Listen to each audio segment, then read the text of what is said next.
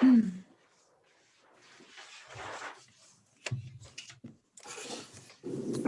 Tim Gary is joining us. Is Tim Miller joining us? Commissioner Miller is not making it this evening. Okay. I'll just give him a minute here.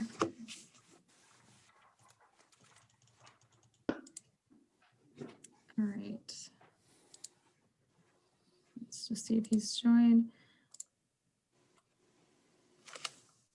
We'll just give him 1 minute to log in, otherwise we can get started. Yep. Thank you for printing these. You're welcome. Can I say hi to Ryan? It's been a long, long time. Good evening. Good evening. Looking handsome as ever. No plunging. No plunging No this year. plunge. That's too bad. I know.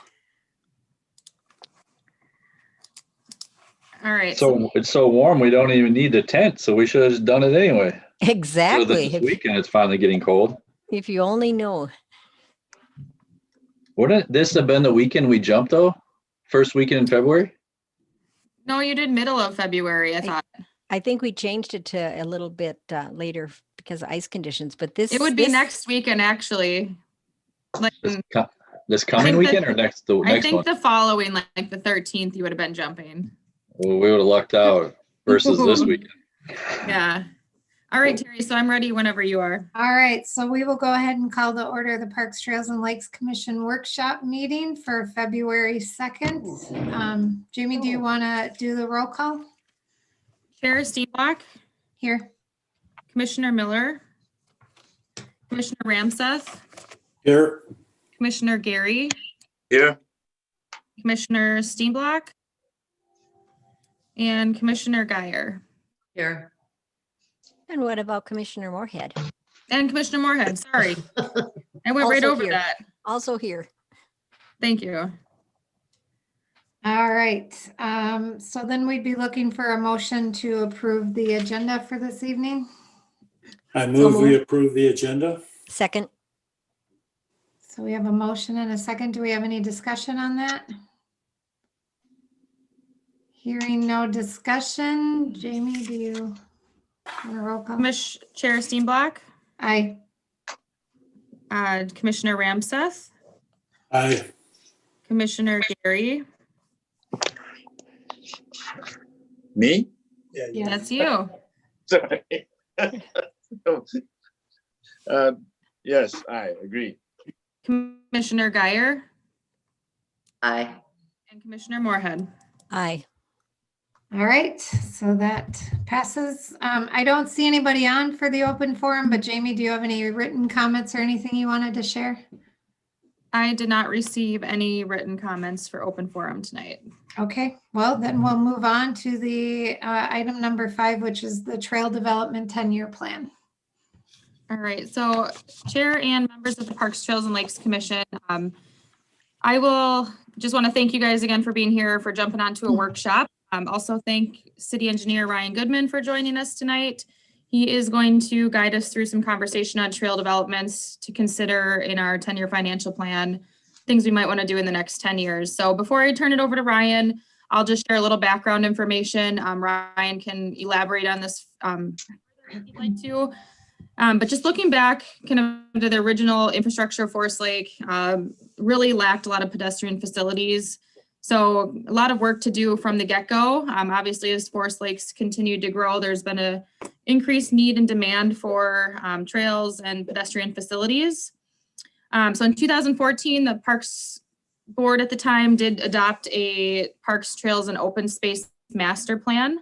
And included in the packet was information pulled from that. So it had a whole section dedicated to trail development, which included recommendations on trails to consider in the future. And I think that plan was a 10-year plan, so through 2024.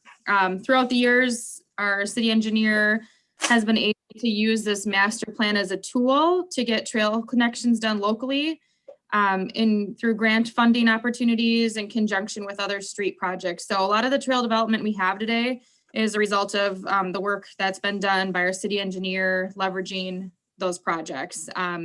this is definitely effective, especially since we do not have dedicated revenue for trail development to this date. So a lot of development has been done. Obviously, we took what we could get and have a lot of segments of trail developments, but we also do have some incomplete areas and do still have quite a bit of work to go with trail development. So just as you can recall, a little over a year ago, the city went through strategic planning, and the Parks, Trails, and Lakes Commission did some community feedback sessions as well. And it was a pretty resounding response that there was a lot of demand and interest in trail development. So kind of brings us to here today. We're tasked with looking at the next 10 years for the city of Forest Lake. What trail, how do we bring some trail development to the community? We have an opportunity to consider or ask for funding through the 10-year financial plan for this. So really, we're just looking at what makes sense strategically. And so what we're going to do, we'll just quickly look through the list of priorities that were identified in the master plan. We'll go through what's been completed, and then we'll take a look at where we want to go. And then really, as a Parks, Trails, and Lakes Commission, see what makes sense for the next 10 years as some recommendations to City Council to consider. So that being said, I'll pull up the master plan list. We can kind of go through some of the things that have been done. And it should be noted that some of the things that are not complete may no longer be relevant, or things that may be strategically make sense to strategically wait until a street project comes up, just so that we can leverage grant funding dollars. So when you see the priority list, it doesn't mean we need to finish everything in a certain order. Ryan can speak to some of the ones that are not complete and what strategically might make sense. So with that, I can pull this up. Ryan, do you want to jump in and go through some of the work that's been done on the priority list? Sure. Thanks. I'll share my screen here in just a second for you guys. Ryan, thank you for being here. We really appreciate it. You're welcome. All right, so let me get this here. I'm going to share my screen. All right, so with that, Ryan, do you want to just kind of take a couple minutes to go over what you've done and they'll listed here, and then we can kind of jump into conversation on some of our recommendations to consider.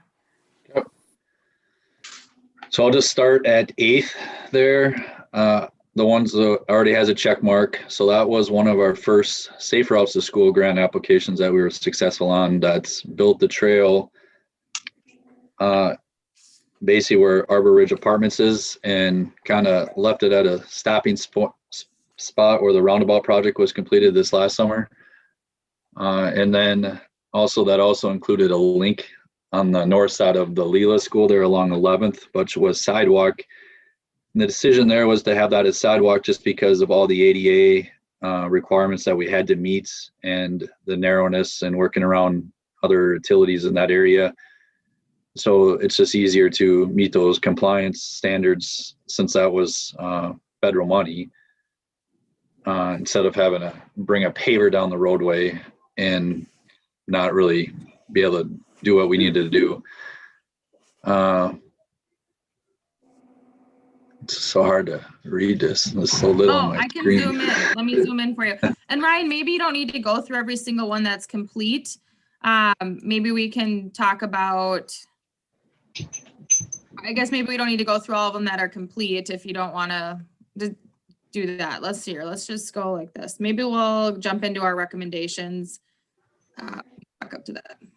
I would just say, upon the completion of the master plan that was completed in 2014, a lot of people had, on city council at the time had comments that it was too large of a plan, wasn't useful, too robust, too far-fetched in ideas. Well, that plan has brought in so much grant money, it's unbelievable. I don't think a lot of people really truly understand how much money we've obtained, started in 2015. So we were successful in 15, 16, 17, and then 2018, and then all the federal money we brought in with the MnDOT project on their MnDOT-led project, and then our roundabout project, we were able to bring in funding with MnDOT. So we've, over time and basically 5-6 years have closed so many loops and created so many networks. And then the stuff that's in the works, even very exciting too. So, as we started building stuff around Leland, St. Peter's Church, and then we got the Met Council regional solicitation where we worked around the old Southwest Junior High and all that neighborhood that had 0 facilities in there. And, started creating all these segments of trail and connecting into some other spots. And then 15th Street reconstruction came into 15. So we brought trail network up there. And then also that then had the North Lakes Academy School development that created the gym. And all of a sudden they had walkability to and from their school to neighborhoods and apartment buildings that were all in that area. So over time, whether it was a local project and grant funding or the co-op agreement projects, we've been able to close all these networks slowly. And then now as development's starting to come back on the horizon, we have a handful of trails that are being discussed with those. But, the next project's coming up. Washington County is going to be soon going into a public open house online. And it'll be an ongoing process, but that'll include County State Aid Highway 33, which is the roadway that runs by Menards and all the way down to 11th Avenue, the bridge overpass. So we'll be constructing a 10-foot trail there, which will then bring up to Broadway Avenue, which we're also looking at extending pedestrian facilities to the east. So basically from 19th to Everton, we have no facilities now, but then we have that whole nice trail network along Broadway running in the downtown area that will all now be connected down to these developments that are already existing, the single family homes, the townhomes. And then by the time this is built, there will be 2 apartment buildings there. So we're moving forward with 24 construction on Everton Avenue. And that'll be a full recon. The road will obviously be widened with then separated trail ped facilities. And then Washington County's coming back in 26 construction, which will be County State Aid Highway 32. And that'll connect the trail part of the 33 project, and then it'll tie into Hard Creek Trail, and then it'll go all the way out to Highway 61 and then provide pedestrian crossings to the stuff we've already constructed on the east side of 61 that runs on the north side of Leela. So when that's all said and done, there's going to be one very significant large loop and, a bunch of local connections within that allow residents, handicap, strollers, rollerbladers, all types of uses that will be able to use these facilities. And you'll be able to go quite a ways through the city and could even bike to schools, jobs, the library, etc. So that's all very exciting. And then also at the same time, MnDOT is coming around the corner with a reconstruction of Highway 97 in 2024. And they're proposing a 10-foot trail on the south side of Highway 97 that we're still looking at the potential connections to the Hardwood Creek Trail, but we'll have the local connections into the roundabout for sure. And then that, will connect into the Divergent Diamond where they did create pedestrian facility crossings across that bridge to go over into Columbus. And then also with the Columbus realigning that Hornsby Avenue, there's a trail along one side of that roadway now. So, which will eventually, pilot a project up Eureka at some point in time when that's ready. That kind of leads into one of the trail segments that's, in my opinion, probably your number one connection. It's that Fenway stretch, just because of all the other existing network that's in that area and to the south of here, and how it can loop back to the YMCA, the government center, and eventually. Whoops. I mean, you can go forever on trails and, short loops, long loops, so it's going to provide. Let's see, are we losing him a little bit? No. Something that's also in the works that's not really talked about locally is just because it's going to affect more Wyoming and Chisago City is the Highway 8 reconstruction project that Chisago County is leading instead of MnDOT's. And the reason they're leading that project is to push the project faster and have more flexibility in the project versus what MnDOT would want. But they're also looking at connecting into the Hardwood Creek Trail with their project. And this would be the Swedish Immigrant Trail, and then running that and constructing that along a Highway 8 corridor all the way up to Chisago City. So, if that was another segment that was completed, that's going to, provide a lot of regional access for bikers and pedestrian users. And then I'm not sure if you guys are familiar though, but Forest Hills Farms Phase 2, just at the last city council meeting, maybe 2 city council meetings ago, had preliminary plat approved. So there's some existing pet facilities out there and some nature trails a lot of people aren't really that familiar with or know about. But with the Phase 2 project coming in, there will be a continuation of those trails and basically setting up a network that could run something along North Shore Trail, have connectivity to that. And then part of the development agreement is going to require the developer to do some maintenance on the existing nature trails as well too. So there'll be something new and unique out in that area. Part of the development will continue the trail that runs through the covered barn pathway and continue a path all the way out to North Shore Trail. So at some point in time, there ideally, if money's not an issue, we'd love to build a trail around the lake right now. But as development can feed some of that work and provide as catalysts, that stuff will just come sooner than later. And then right now down in the headwaters area again, even with the last comp plan map that was prepared, to see it dated May 9, 2019, there's already been some trail work down in that area. An extension of the parkway, which has allowed the 10-foot bituminous trail to continue on the north side of Headwaters Parkway. And we actually have a preliminary engineering meeting Thursday with a developer, which would, do you know where Infield ends? Can you put your cursor on that? On the very southwest city, the blue line there? West, right there. We would be connecting into that road stub, and then now all that stuff all of a sudden has connectivity through the developments out to Headwaters Parkway with pedestrian facilities, and then a 10-foot trail run along that. So again, that creates a whole another segment of the loop within the city. So there's a lot of things going on with private work now, and as the subdivisions or site redevelopments come in, we require them to build pedestrian facilities along their front footage.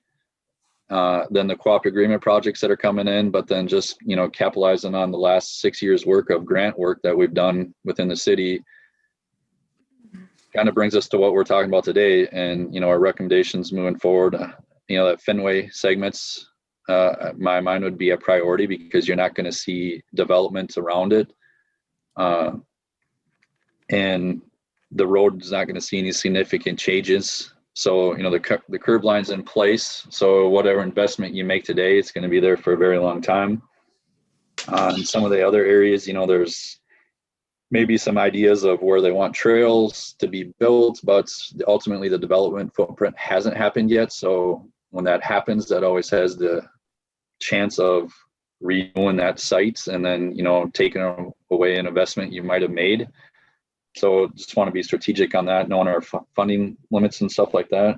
Hey, Ryan, Another area that's Jamie and I've talked about, how can we provide access to is. Sorry, can I ask a question on the Fenway one? Is that recommendation essentially from Team Vantage north to 97 on Fenway? Is that what the thought is? No, it would be where the trail stops on the east side of Fenway, and we would connect into the MnDOT trail on the 97 project. Or if this project came before MnDOT's project, we would just leave a dead end trail at this said time. Okay. So I depicted So that. we would go all the way Yeah. down to Fenston and Fenston and Fenway. I think that's right at the kind of almost at the corner of Fenway Fields is where the trail ends, isn't it? Sorry. Yeah, we got to go down to Fenston. All right. Thank you.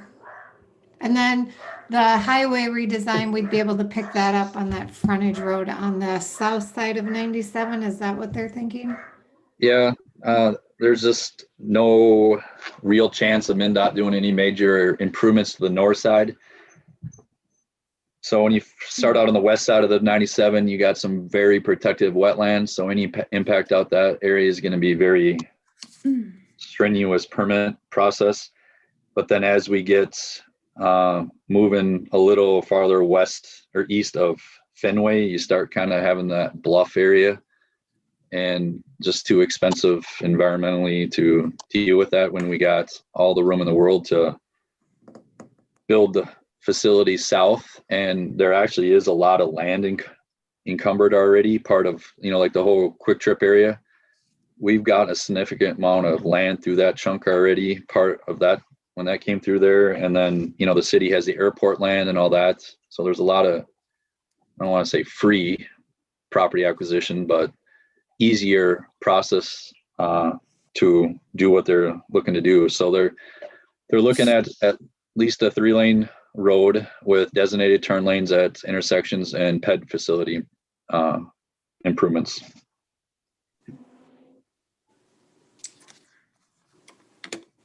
Any other questions so far?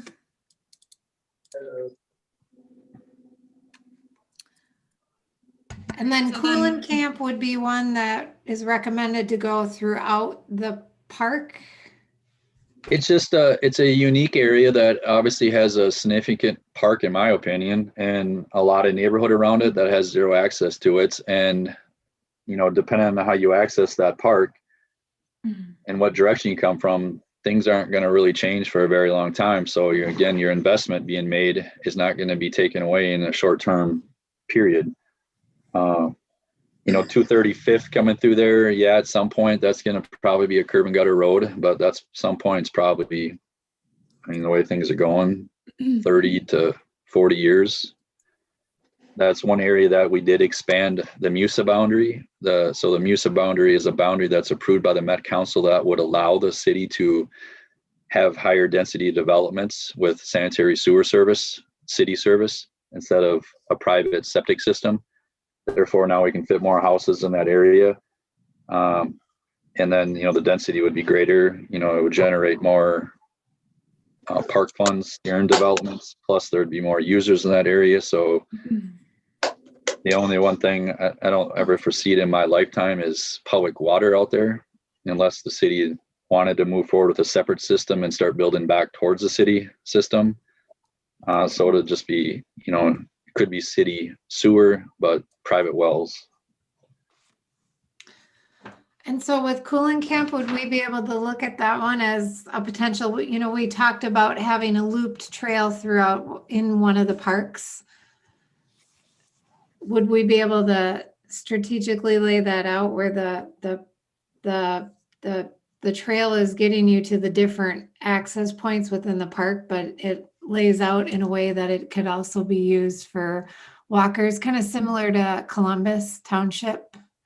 Like a trail within the park? Yeah. That'd be something easy to do. I guess you guys would want to provide the vision on what type of surfacing you would want. It could just simply be a grass mowed trail. It could be a wood chip trail. It could be a gravel trail. Could be a bituminous trail. Yeah, so Terry, you're talking about the third bullet point here. Yep. I added that one, Ryan, just because I know we've talked a lot about like improving access to facilities, and at Cooling Camp Park, we've made some pretty significant improvements out there, and all the ball fields are going to be improved, and people can access. I've had people in wheelchairs that can't get out to watch somebody play, so I did add that, and I think that would be a good one to consider, some form of looped trail or connectivity to the park, and a fairly simple one that we could accomplish. So that one is to improve access, and we could figure out more details on what specifically that would look like.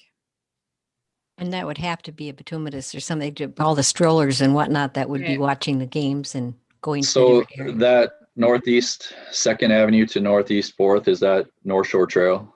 Yeah.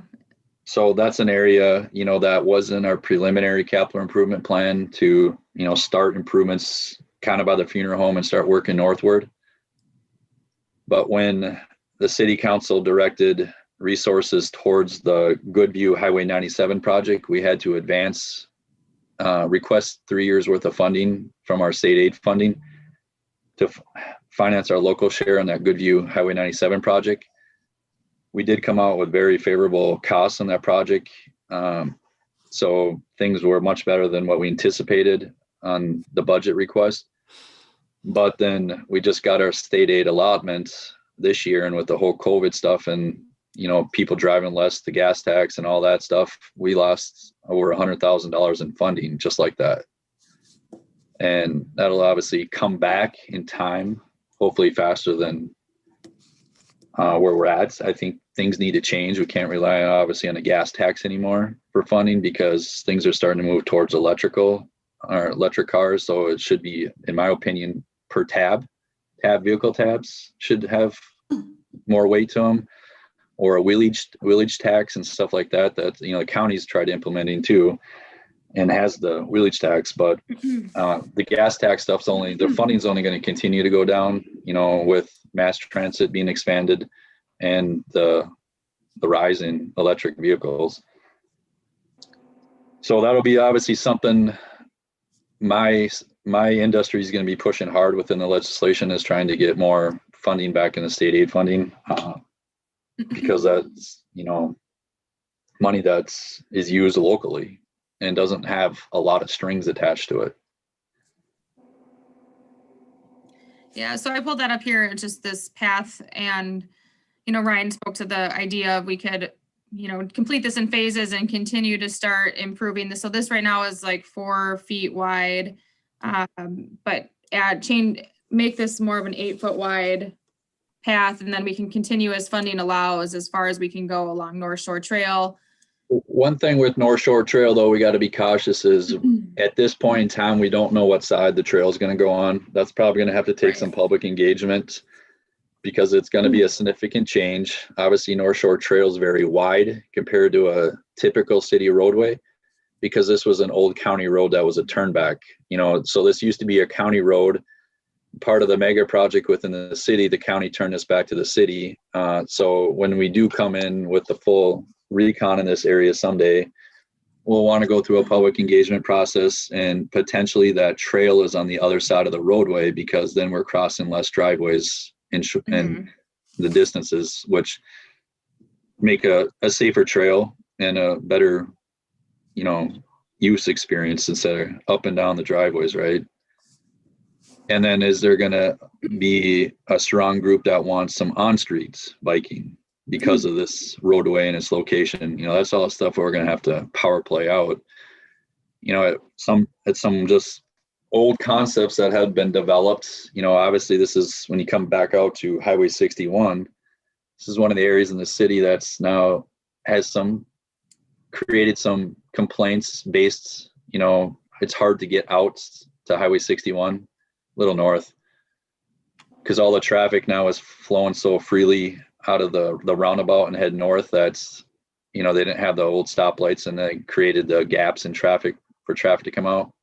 So we've developed actually some concepts that show a roundabout in this area, and then how all the pedestrian facilities could intertwine in and out of here, and then a conjunction with that Trunk Highway 61 aesthetics and water quality plan that the city did back in 2012.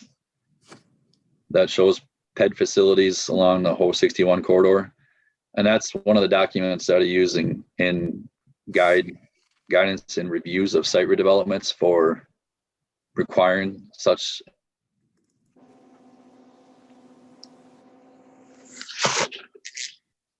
Ryan, are you seeing the continuation of roundabouts in many areas? I mean, I'm a firm believer in roundabouts. And do you see that still going to be on the horizon for anything that we look at? Was a requirement of their project, and then they also built it on both sides of the road. So as that block continues to redevelopment, we'll keep having the developers pay for the improvements in their front footage of their property. And another thing that's also going on, so when I review MnDOT and Washington County's capital improvement plans, 10-year plans, I always provide comments back. I did not see anything planned for Highway 61 in Forest Lake from the roundabout down to 11th Avenue. And I've respectfully disagreed with MnDOT and requested that they go back out there and review the conditions of the roadway, because there's no way in my mind that road can make it another 10 years without doing anything. You know, I'm fine. You tell me you're not going to do anything in 10 years, but let's be there in 11 and 12 and do a full recon with ped facilities on both sides, right? So that's something we're pushing, you know, that's not on paper anywhere, but, you know, trying to set up the next best thing for the city, which I think would align with needed planned improvements by MnDOT anyways. Keep up your conversation about 61. It's terrible. Yeah. Keep fighting. Yeah. Ryan, when you say pet facilities, what do you mean? I meant ped, if I'm not Ped. pronouncing. Okay. So ped is just Pet, short. pedestrians? Yeah, Okay. short for pedestrian. Okay. Thank you. So So Ryan, that's one of the maps that was included here, just really quick. oh, sorry. I was this is the map that was included. So this is anything you see on here are existing pedestrian facilities. And then there's the key at the bottom, of which each type of pedestrian facility currently exists. So Yep, Ryan, and those concrete pavers are all down in the Lakeside Memorial Park. So don't thinking they're all over town. yeah, Can you kind of go by the Washington County Center yeah. in the On this YMCA? Yep. So one thing that it got built, but I don't think a lot of people know it's built yet, right? So when Lynn Pratt did that land swap with the city and then he built those homes and then Right. that apartment building came in, Mhm. part of that development agreement required Lynn Pratt to construct a trail to connect to Fenway athletic fields. So can you run your cursor over that, Jamie? Where am I at? Where this one right in here? Let's see. So Is that Fenway, off of the old 202nd Street, the one that over Yeah, by? so here's 202nd. So like right in here. yeah, right there and then down through the development. Yeah. Okay. He Here. built all that trail. So now you got a direct connect from your athletic complex to the Washington County Government Center and the YMCA. And it's a Mhm. gorgeous trail through the woods and around some ponds. And then it breaks out to the soccer fields and flag football fields. So a lot of people don't probably even realize that's been built because of all the construction that was ongoing in there. And kind of, I mean, if you're not going in there for a specific reason to do a task, you probably weren't driving in there because it was pretty crowded for a couple years. That's something that I would check out. That's, you know, just a great little trail connection that we field fitted through the woods there. Can we mark that trail so that people know it's there? Can we mark it? Can we put some sort of a signage there that the trail exists? Yeah, we can do that. I think that's That the was biggest. the one as part of when we did the land swap, we had the agreement that the trees would have to remain and they would work the path through the trees, Correct. that cluster of trees. So I think that's a good transition point. So thank you, Ryan, for that information. So I think we can try to turn it over to Parks Commission for any discussion. I think what kind of to sum it all up, obviously there's a lot of progress has been made again in result of Ryan's work with different projects and leveraging opportunities. There's a lot in the works in the next 5 years and some pretty significant trail projects that are going to make some pretty meaningful connections, which I did my best to outline in red what Ryan described earlier, and I included in the staff memo. So I think we can, assume and hope that Ryan's process to continue to wait for development to come in and other additional street projects being reconstructed, he'll continue to, use those opportunities for additional trail developments. So I think, we got a lot done. We got a lot happening in the next 5 years. So I think the goal for us is to determine what else additional makes sense and strategically and will provide some meaningful connections in the community, whether it's connecting, improving ADA access, whether it's connecting people to important places, schools, parks, and other facilities in the community.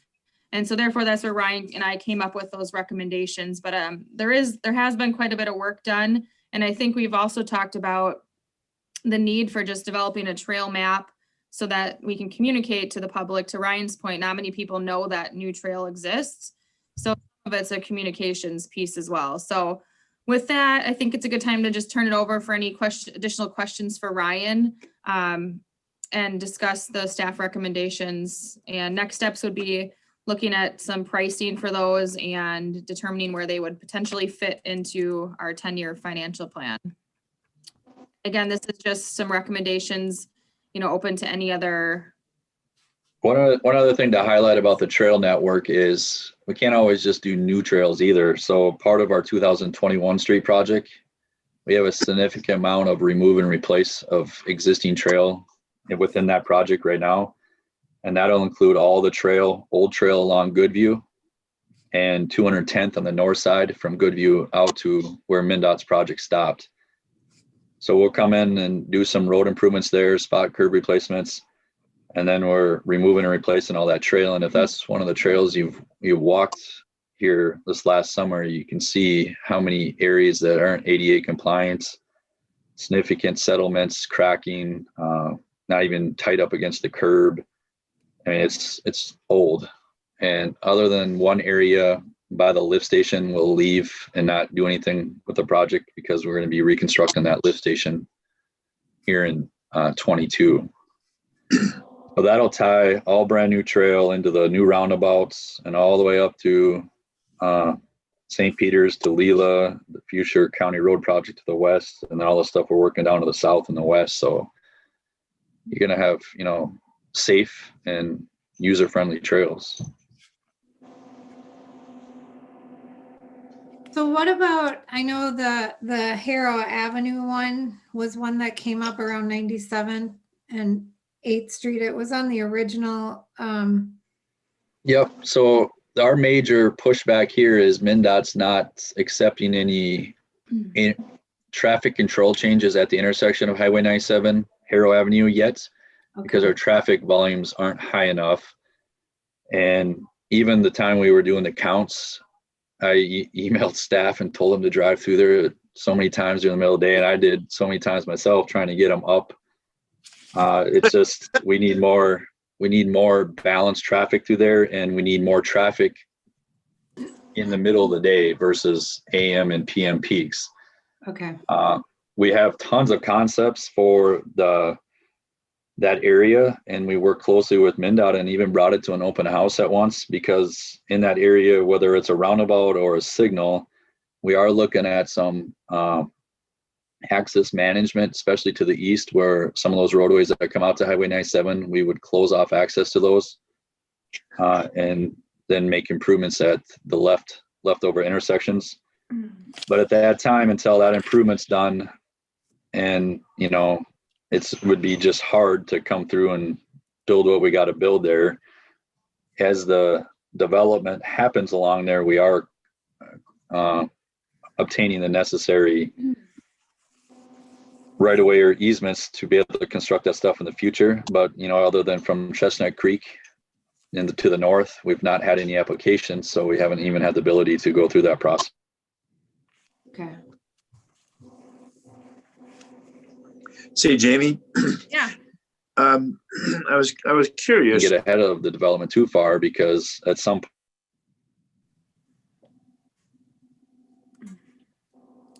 Ryan, you're cutting out. point in time, sewer and water will be all consumed to D1. So, there'll be a lot of excavation through Harrow Avenue and stuff like that.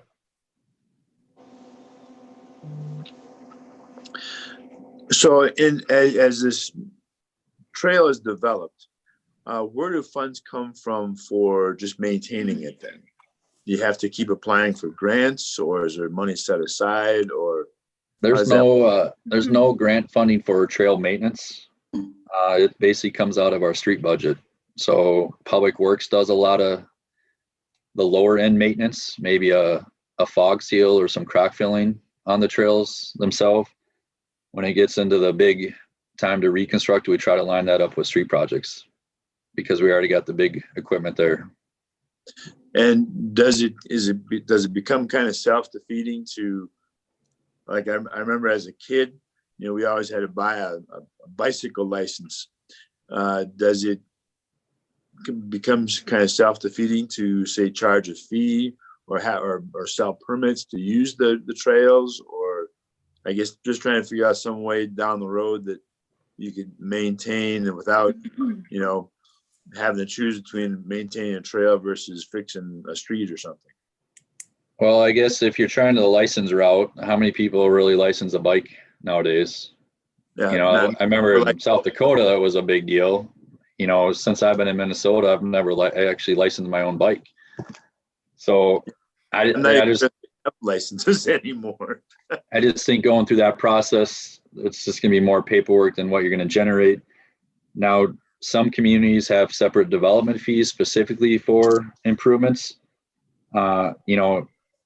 We do require the developer to construct right up front pedestrian facilities and what size, type, and where. Or we kind of direct that, through planning, zoning, city council, Jamie and you guys. We bounce stuff off, and some other communities on top of that have a trail fee that they charge to go towards some of that.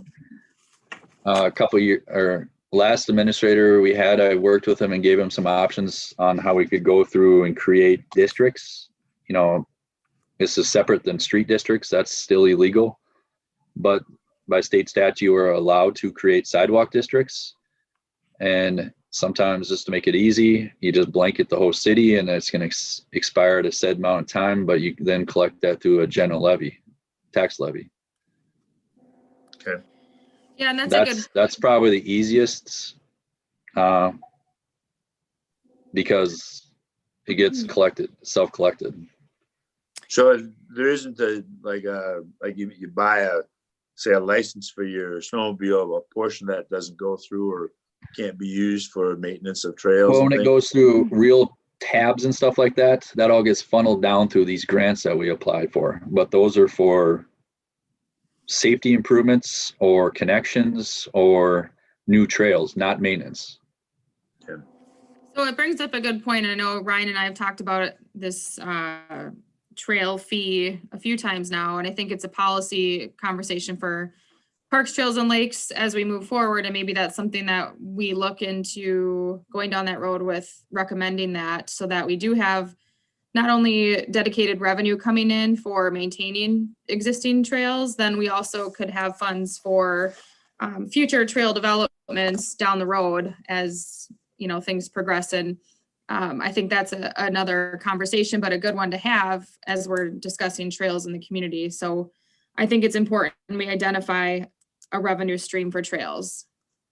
So when you look at the city recommendation or the staff recommendations for completion in the next 10 years, would it be possible to either have you, Jamie, or Ryan give us some thoughts on, from a maintenance standpoint, what trails would need to be taken care of from a maintenance standpoint, and what we think the estimated cost would be with that as well? So to Ryan's point, we're not just investing in new, we're also strategically trying to maintain too. Yeah, we can look at that and get some ideas on how long they'll last and what the maintenance will look like. I mean, I kind of think about, like, when you're on the hardwood trail, while generally snowmobiles are running down the sides of it, but there are, intersections that they have to cross and whatever, and you see they do kind of chew that trail up. And I'm just kind of wondering if there's some way of, having some sort of, slush fund someplace to maintain that, because that's where the trail will break down. Tim, I can agree with you on those kinds of things, but I think we have to be really careful that we offer some amenities for our community that doesn't always put another fee or another cost on it. Sure. If they're using something that's wrecking or destroying parts of it, I think then people are more apt to But for me, I walk carefully on them. And so I guess I'd feel kind of bad if you put a usage tax on me. Raise the price of your sneakers. Yeah. You see the So- price of them recently? Yeah. Jerry, did you have a comment? I do have two, I'm going back to the city staff recommendations here, the northeast second of Fourth Avenue. If I'm hearing Ryan right, and maybe I did not hear this correctly, but that would be one where, I know we had some community input about wanting to build a trail there. So are we saying not include anything or include it as part of our plan so that we have it as we start looking at road reinvestments there?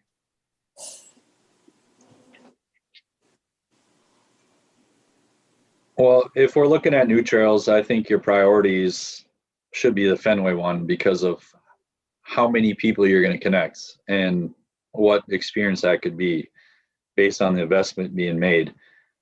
And then other areas, if there's areas you're looking to do new trails, I would specifically look at areas that are already developed or the land use isn't going to change. Now, I know another area a lot of people talk about, well, let's just keep extending the trail east of Hawthorne Heights down County Road 50. But why? We got a really wide shoulder, right? On County Road 50, the traffic volumes are relatively low. I'm pretty sure a mom and a dad and a stroller aren't going to go down that road, whether there's a trail there or not, because where are we going to actually go? Why not wait till development comes to build that trail and extend it at their cost? But now if we can look at other areas where we can make some short connections or stuff, another one, the sidewalk that we have on the south side of Forest Lake 1, where it's South Shore Drive, where it's 3.5 feet in some spots because it's so old and overgrown with grass. That's an area that could easily improve with a segment. The land use isn't going to change. The road's not going to get any wider, but that will be a artery up to the downtown at some point in time. So on the local roads, that'd be an area you might want to prioritize. But then, one of the other areas that's not a road segment that's not in our 10-year plan, but the trail is just horrendous, is along 200th. If you ever walk that trail and then you go all the way to the very west where there's no homes anymore, then you all of a sudden cut south down through to the next development. Pull that up once, Jamie. Okay, 1 second here. That trail needs to be redone now. I mean, when you look at the maintenance of that thing, Just give me a second here. Off of 200? Sorry. Headwaters. Yeah, it's Headwaters, but is it? it's north of Headwaters. It's like the Bridle Pass, or not Bridle Pass. Where's Fenway? Up Tower. Sorry, I don't navigate GIS very often here. Oh, Okay, so hang on. Bridle Pass this way more. I think I'm getting there. There's a scoop. No, not Bridle Pass. Here's Belts. Timberwolf Hollow, Timberwolf Bluff, all those developments. There. okay. Oh, I know which one you're talking about. Okay, right off of, yep. It goes down, it comes down the hill through the woods and then. You want? 102nd. It's down past Fenway, sorry. Hold on. A little bit. Come Okay, off of 61 down to the old 202nd. yeah, down here more. Sorry. Go at 200th and Fenway. Am I getting close? I'm Go hard to see. west. Keep going west. getting there. Fenway? Let's see, right. It used to be the old horse farm was over there. Right, stop. Okay, Just southwest of the softball field. okay, yeah, no, I think I see. Yeah. So you start right there at Fenway and you just head west. That whole trail needs to be redone now.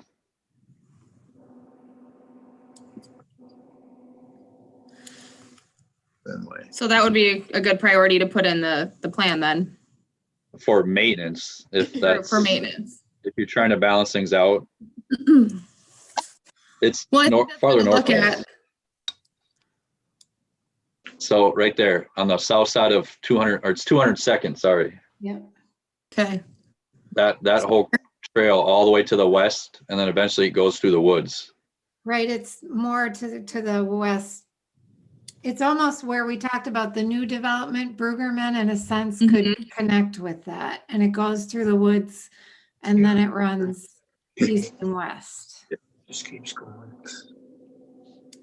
Goes out to Hanson's place. Mhm. So could we put that one on as a recommendation as well, just from a maintenance standpoint? Because that one I would think would be, And I think, yeah, and I think that it's good to look at because, you know, when you tie back to like mission and vision of maintaining and having high quality access to parks, trails and lakes. So I think Ryan, you know, he spoke a lot of the new things coming up, and a lot of those new big projects are strategically aligned with street projects that we aren't going to be able to fund those in any, you know, those are big projects that we just won't have funding for. So I think if we can recommend some nice improvements, you know, whether it's maintaining or new trails, I think that would be good to consider in the next 10 years as part of the vision and the plan. I went back and looked at my notes from one of the open houses that we had. That's what I was pulling here. And one of the things we had written down, and I don't remember how this came up, but I thought we had an area that would have made a good bog walk or a trail through it. Do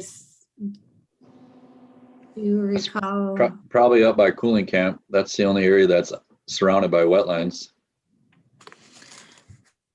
And Ryan, that connection at Cooling Camp to Jeffrey, that is something that we would do some form of bog walk, right? That'd be required or needed there. Depends on what alignment you want to come to Cooling Camp at. The faster you want to come from Jeffrey to Cooling Camp, you would have to cross the wetland. If you could go up Itasca probably, and then all the way back up to 235th and around, then you could avoid the wetland. I mean, that's some of the things you guys will want to iron out, you know, what alignment you think would be the best long-term vision of that segment.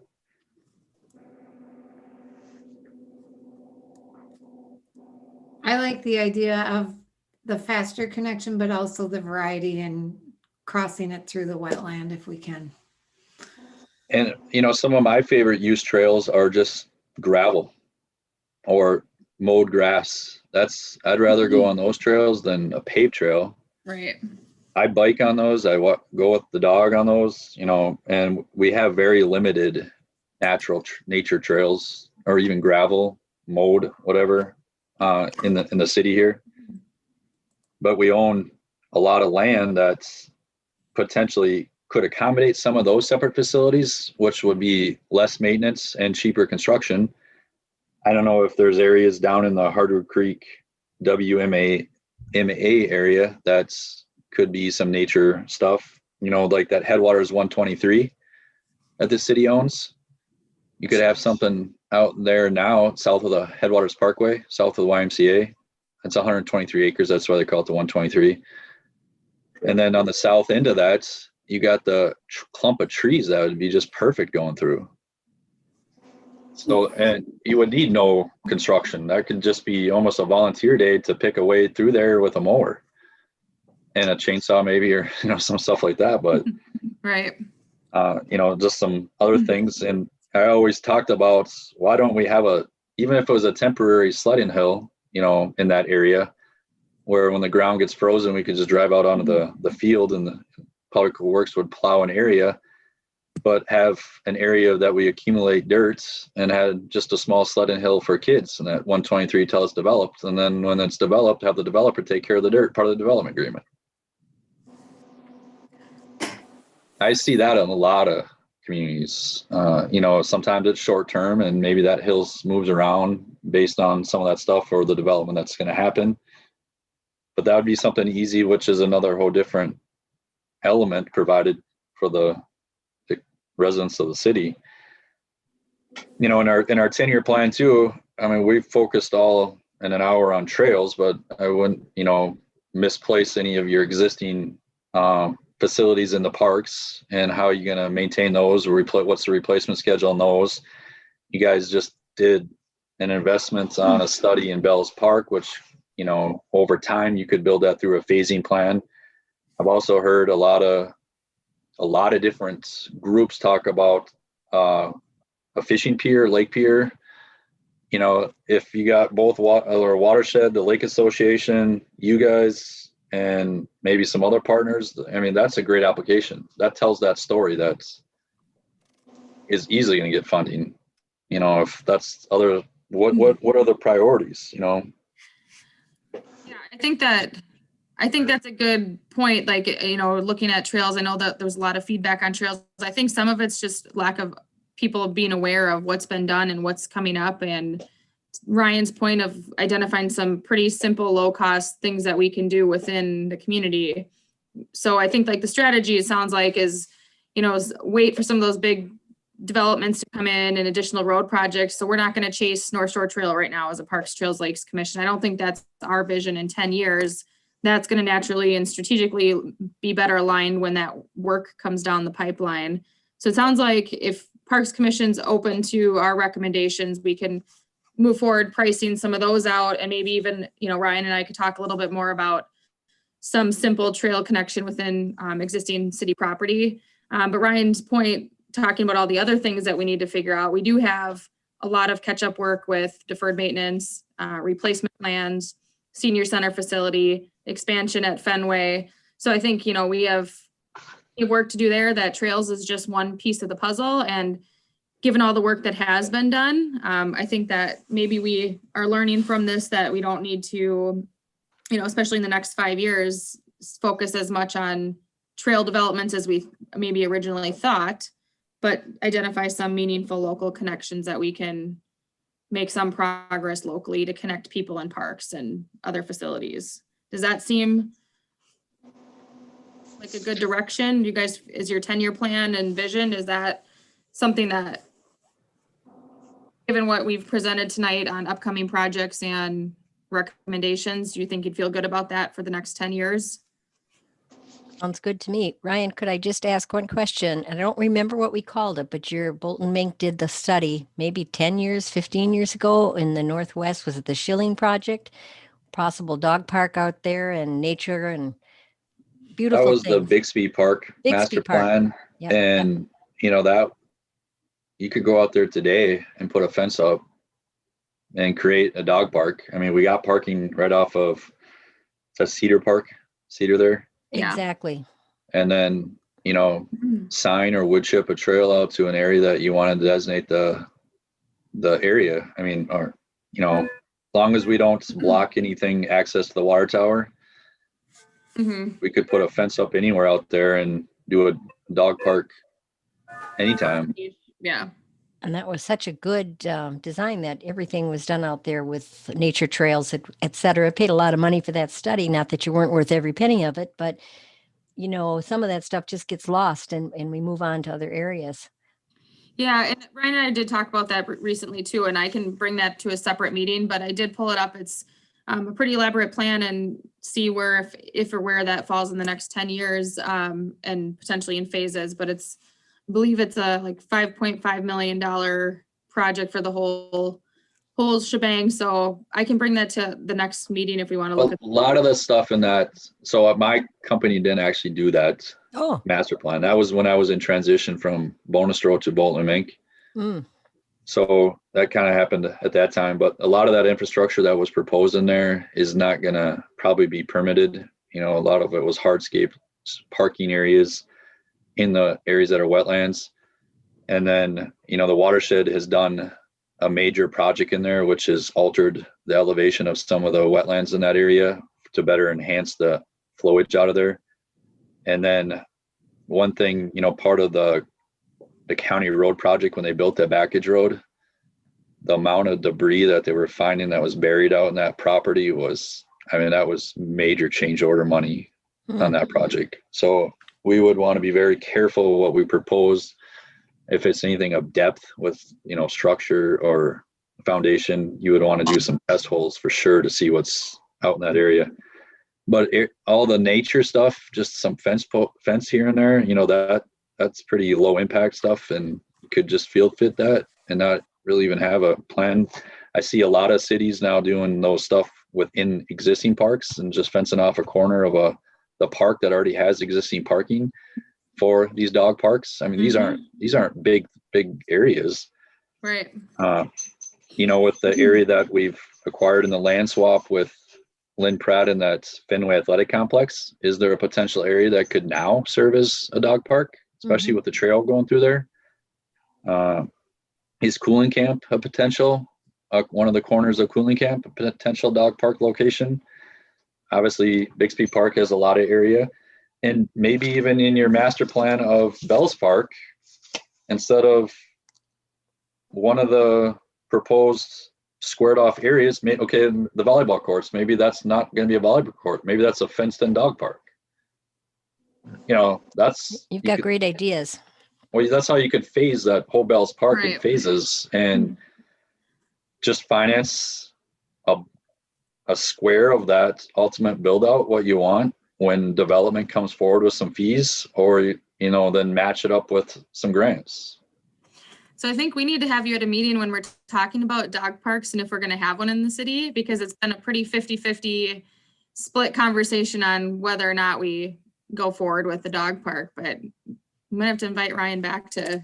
I was going to say, when did it get be 50-50? I thought I was the only holdout, and I'm 100% in now. So I don't know where the 50-50 comes, but I love Bixby area. It is on our list. I mean, we do have it identified as a priority in the community. So But if we go back to the conversation around trails and the 10-year plan and what we're gonna put in there for the trails, does it make sense to, I guess, have staff go back and estimate the costs associated with the Fenway?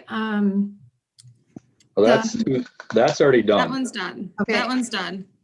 And I already. So as a standalone project, that's estimated just under $240,000. If you can mirror that with a street project, that gets cut significantly. Okay, Because if it's a standalone project, we have to take into account for bid items such as mobilization, traffic control, erosion control and all that other stuff. And then all the contingencies on top of that. So that's all compiled as if that project went out today and built it as its own project. It's a small project. That's why it seems so high, right? Now, if you flush that in with a big street project, I mean, just the mobilization on that estimate was $12,000. That's just pure percent of the project, right? But that would be paid by the street project.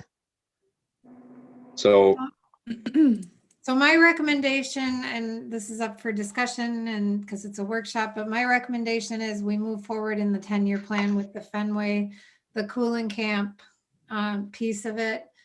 And then also if we could add into there the 202nd maintenance piece. And then ideally, I would like to see us, So I don't want to be bad news bearer, but that just blew your budget in 10 years. So I think we have to strategically think about what we really need first, right? And I think that then falls back into your existing parks, the facilities or equipment in those parks.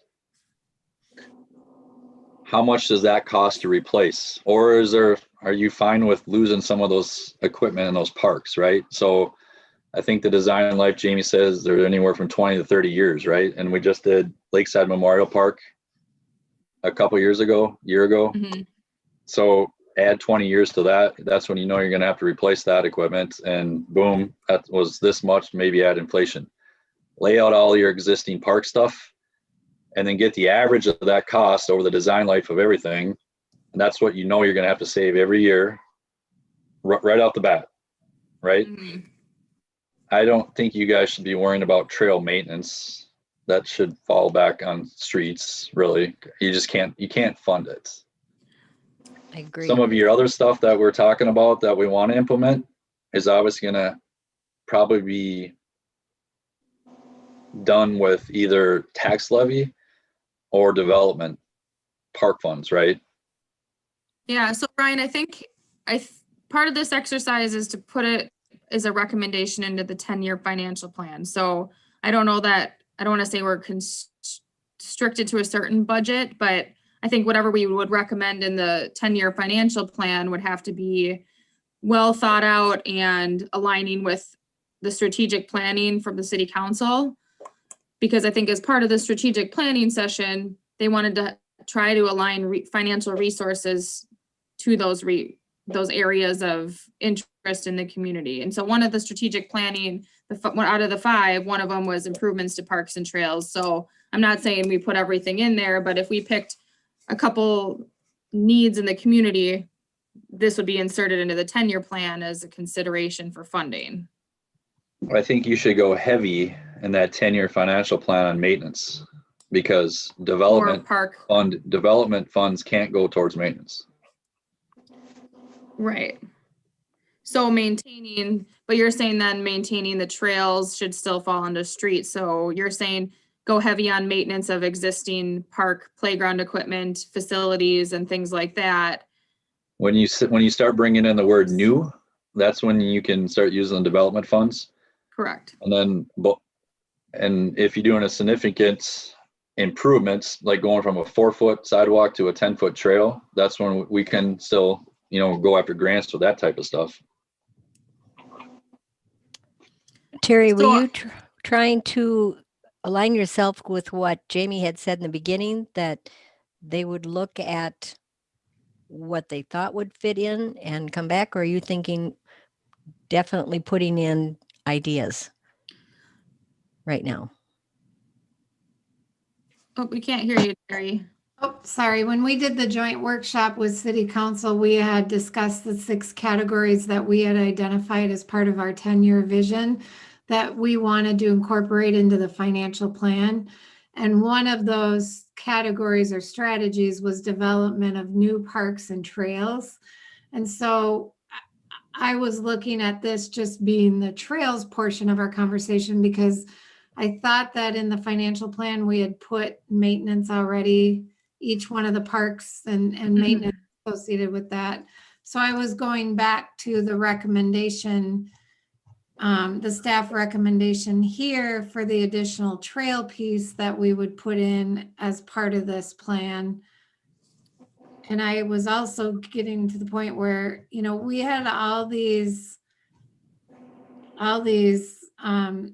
trail development implementation strategies in the comp plan. There's a lot in here that aren't checked off, and there's a lot in here I question whether or not we need. So I think if this has been a guiding document in the past for future trail development, I was going to ask if this could also be reviewed by staff to see whether or not they still think these things would be applicable and appropriate, and come back with a recommendation on that piece as well, just so we have. I like that we've checked off a bunch of stuff here, but are the ones that are still on here relevant? I have opinions, but I don't know. So maybe to your point, Terry, I think what you're looking for is on that document, maybe if Ryan and I go through and if he says, Harrow Avenue, anything with Harrow Avenue, it's strategically, let's wait till there's a street project for that, and identify which ones we should potentially just wait for. Anything with North Shore Trail, that's going to be with the street development project. Maybe go through that list and say, okay, here's where we're going to wait. But then Ryan, my question on the Fenway to Fenston one that you recommend as priority, and you said, I understand it's a standalone project, it's the 238,000. When do you foresee, strategically, if we went forward with that in the 10-year financial plan as our first priority of a new trail connection? Does that make sense? When would be otherwise an opportunity to do that with a street project? Is it years down the road? No, we actually wanted to get there this year or next year, but we won't because of some of the stuff that we were requested to go deal with instead of working our way down there, because Fenway needs a mill and overlay now. And then if you drive into 206th Street North into that park area there, that road's shot. So we came in and Public Works skin patched that this summer just to put a Band-Aid on it. So we really want to be dealing in that area, but I'm also not going to come in I don't know about 23 yet. That's where we come in. I'm not coming in there in 24 because I'm going to lose access for material supply and just construction equipment because MnDOT's going to shut down 97 at some point in that project, right? I can't play that guess game and then go through a change order conflict with the. So we'll keep our street projects in 24 and probably in the north part of the city, or go way east to get closer to the bituminous plants. So I'm waiting kind of on some of that stuff, but I maybe 25 we're here. 26 is safe bet. I think that'd be a good project in 26. For the Fenway. Okay. But if you could have the money encumbered by 25 and MnDOT, I knew it would be out of the way, then we could plan for a street project and maybe you just pick out the bid items that are related just to trail work and fund those instead of the full 240. And then the street project picks up the rest. See how now we can work Right. together and help each other out? Yeah. Yeah. And I think that's what we need to look at because I think it's a good trail connection, but it's, if we put it in the 10-year financial plan for 2023 for $240,000, but then like 3 years later, you're able to, do some street project in that area where our costs would be significantly less. That probably wouldn't make sense strategically if we think we can wait to 2025, 2026 for that connection. But then we talk about the new trail that was developed from Len Pratt. We talk about the Fenway expansion and where that will fall in our 10-year plan. Do we want that connection sooner than 2026? So I think multiple factors to consider in that time, I guess, of where within the next between Well, I now think and 2030. you and I should be having those every Wednesday when we meet with the Right. city staff.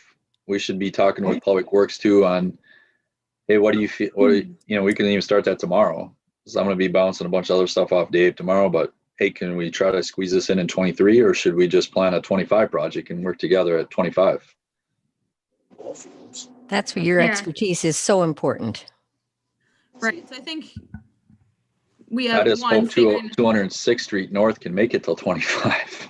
Mhm. Yeah, so I think we identified some good recommendations. It's just a matter of where and how much they, where within the 10-year plan between now and 2030 we put these and talk, Brian and I continue the conversations internally. We can figure out if we want to wait with that street project or if we just do it as a standalone. So I think they're just a few more internal conversations, but I think going back to the projects we've identified, I think they make sense. I think they're good connections. And another thing too, if we waited till after the MnDOT project, I also lose, Still waiting.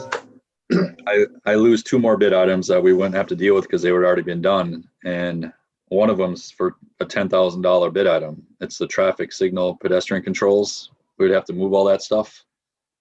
If I part of the MnDOT plan review and I make them just create a dead end stop where we'll tie into part of our project, there's another $10,000 off that estimate, not having to deal with any of the signal control relocation for handicap accessibility.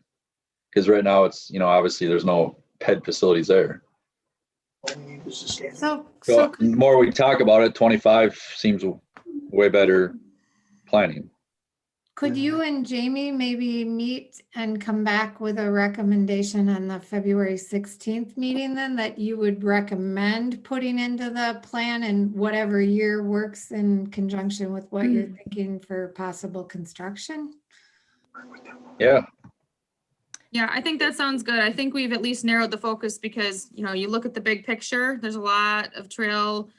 You look at the 2040 comp plan and look at everything we'd wish we'd have. Well, that's not all probably going to happen by 2040, but at least I think we've narrowed down our scope to kind of more of a local level and some specific areas that we'll look at because again, there's a lot of trail requests throughout the whole community. So we'll, I think, narrow in on what we recommended and that additional 202nd maintenance, see if that falls between the 10-year plan or if that's a streets piece, and then we can package that up and come back to the February 16th with some more information with this more of a narrow focus.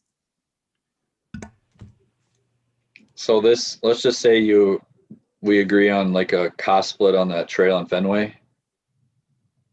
you're obviously going to have a development in the headwaters that's going to generate some park funds, right? You could save your splits from that. You know what I mean? Mm-hmm. Right, because we won't be paying the mobilization, street control, and all of those standard fees the developer would, or whoever's running the project would pay that. No, what I'm saying is because it's a new improvement, we could use The park dedication. Oh, park dedication Got it. fund to Sorry. construct the trail. sorry, yes. So a lot of those bid items would be gone if MinDOT was already done. And other ones would fall into the street project. And then the ones that were left over, which I'll call your local share, could be funded by park dedication fees. Got it. So another thing that I'll bring to a separate meeting is the conversation about potentially imposing or considering the trail development, the trail fee for developers. Because if that's something that we can get going, then that will help provide funds for us within the next, depending on when we could get that going, that could be a source of revenue that we'll start to collect over the next, 10 plus years and help fund some of these projects for us. But ideally, it's more important for us to closely review these development submittals to have the pedestrian facilities built that we want now instead of having to come after the fact. So if there's areas, instead of a sidewalk, you want a trail, once you see these plats come in, we should make that determination early, because anytime we have to come in after the fact to build something, you're always dealing with a lot of things. One, permitting, and then you got private utilities. Well, maybe then that guy that bought the house or the family that bought that house there, I don't want a sidewalk in front of my place. And then we have to go through the public side of engagement of a project. So that's why it's so critical to get our eyes on those plats before we approve preliminary plat, right? Yeah. And that's why we're going through the exercises that we've gone through on that potential headwaters one. Right. Well, I think good progress. I know that even just to get one trail connection, the Fenway to Fenston, we can be when that's going to be, plug that into the 10-year plan, or like Brian said, it could be covered by our park dedication fees if it's a new development. So Ryan and I will talk tomorrow and continue the conversation and bring with this focus and bring something to the February 16th meeting. We also have elders coming in after our meeting tomorrow too. Oh, you do? Okay. All right, well, we'll look for more to come then on the 16th. Then Thanks, Ryan. I appreciate your time. Yeah, no You're problem. welcome to stay, but you're also welcome to, I had a 7-year-old that wants dinner. there you go. Thank you.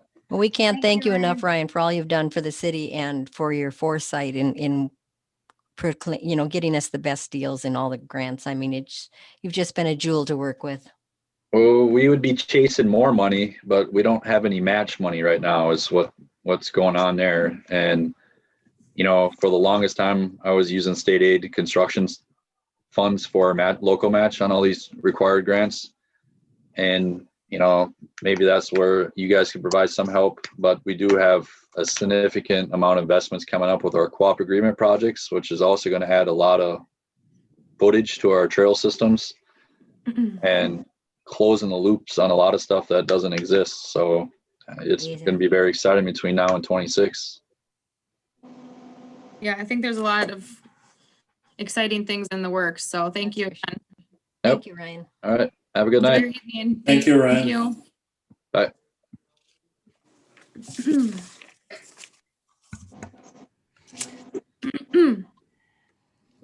Right. all right, well, next on the agenda is the athletic field fees.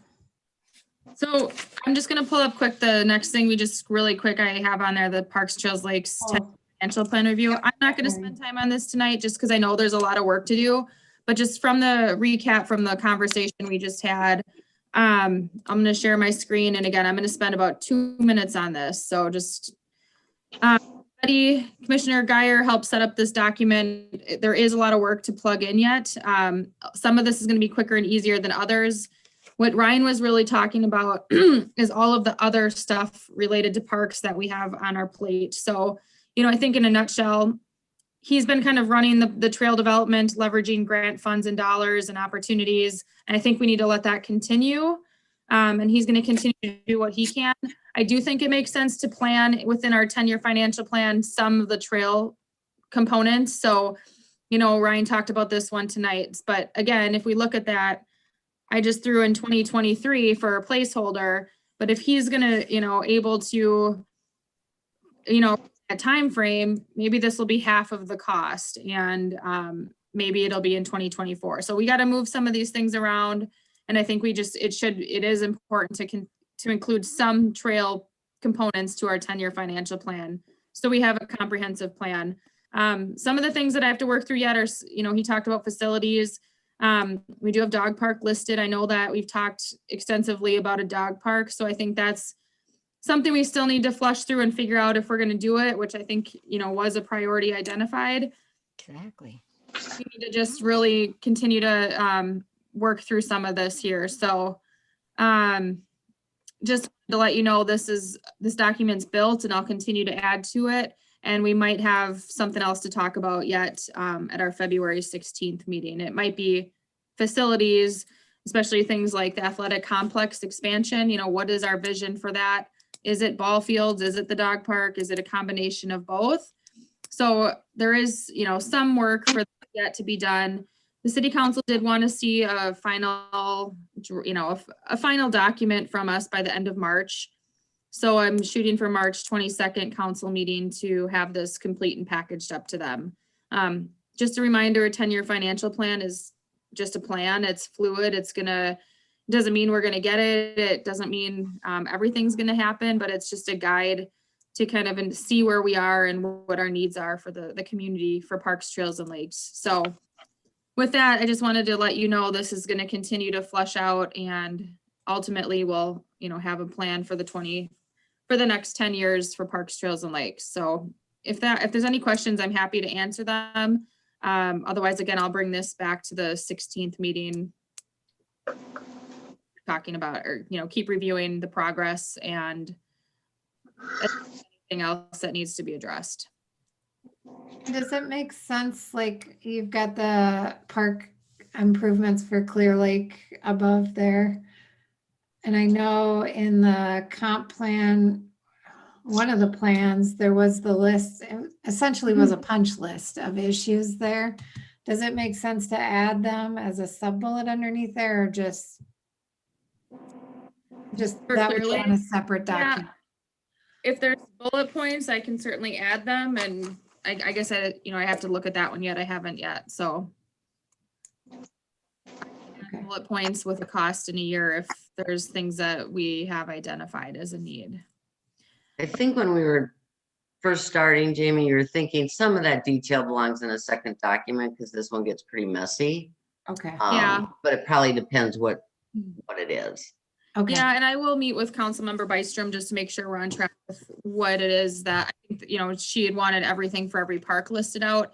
I know in other conversations, you might just see like just one line item that just says replacement equipment, and here's the total amount. So I think we're, on the right track. I will connect with Councilmember Byström as well following this meeting, just to make sure that we're moving forward. But we have, February and part of March to finalize and tune on these things. So tonight, again, the intent was to really focus on trails, and I think we did make some good progress, because if this is a priority and let's just say we don't have park dedication funds available, that is something we would want on our 10-year financial plan if we want to get that done. We wouldn't have any other way to fund it. So I think it's an important thing to talk about. We do have very restricted park dedication fees right now with other projects in the works, especially the Belts Park Master Plan. So we would want to know when to put funds in the 10-year financial plan so some of this can happen. So I do think it's important, and it can be in a separate document, and it doesn't have to be as thick as this one. But in the Parks, Trails, and Lakes, the master plan, it lists each one of the parks and then what the Right. plan was for them. And so I do think that's important to update that at some point. We don't have to put it in this spreadsheet, but we need to be able to articulate why we're asking for a dollar amount there. Right. And that's kind of, if you can see, I started outlining some of these here. So for Bayview Park, playground equipment and expand the court to full court. Belts Park, I listed the different components from our master plan. Bridle pass, shade over the playground. So I can continue to build that out with the specific projects or items needed at each park. And then we can put a price tag to that and then align it with what year within the 10-year plan. Because a lot of that work is, not a lot of it, but some of it is already done based on, you know, what was done before here, so.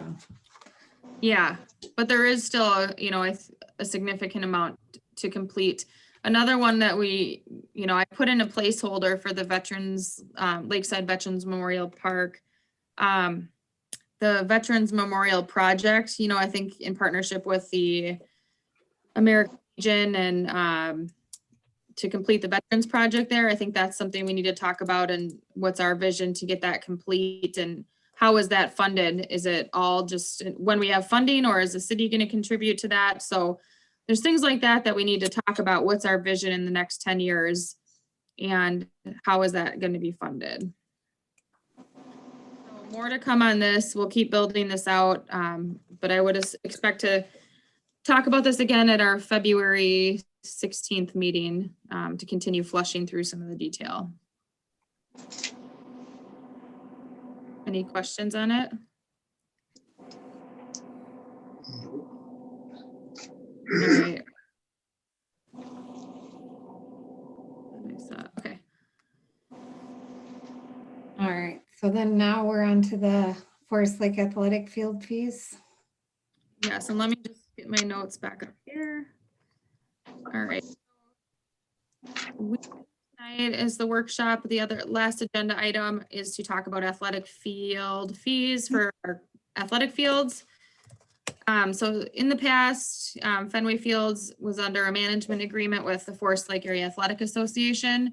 We'll not have an agreement this year, but the city is just going to do the field scheduling and collect the fees.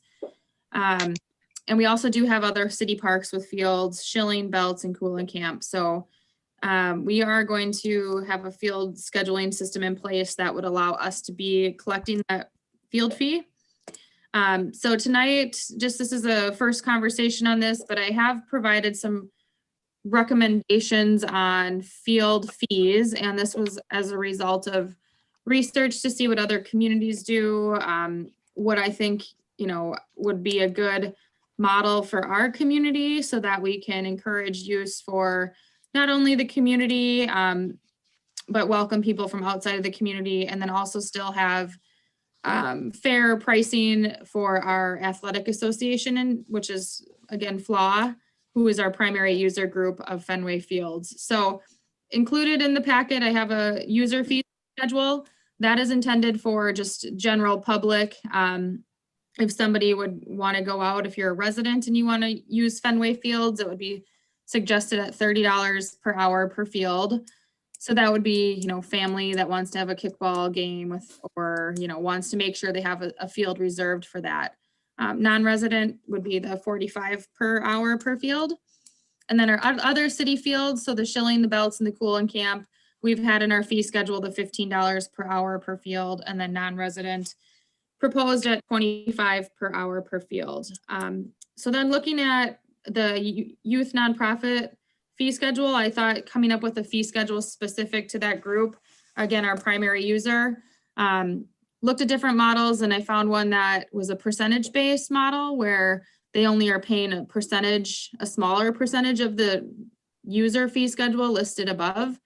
And again, they're the ones that are using this more frequently. So the number of hours and the number of fields that they're using is significantly higher than just a resident. A resident might be a 1 or 2 time rental, whereas this group is out there pretty frequently for practices and games. So I came up with this model as a recommendation. So you see that they would pay 25% of the fee above at Fenway Fields, which is $7.50 per hour per field. And at other city fields, the 25% would be $3.75 per hour per field.